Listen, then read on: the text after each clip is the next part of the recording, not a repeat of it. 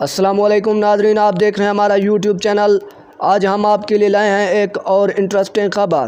جیسا کہ آپ کو معلوم ہے کہ کاؤنٹی کرکٹ چیمپئن شپ جو کہ انگلینڈ میں جاری ہے، وہاں پر بہت سارے پاکستانی اور انڈین پلیئرز اس کاؤنٹی چیمپئن شپ میں حصہ لے چکے ہیں، لیکن پاکستان کے کرکٹ ٹیم کے کپتان بابر اعظم اس کسی بھی ٹیم کا حصہ نہیں ہے۔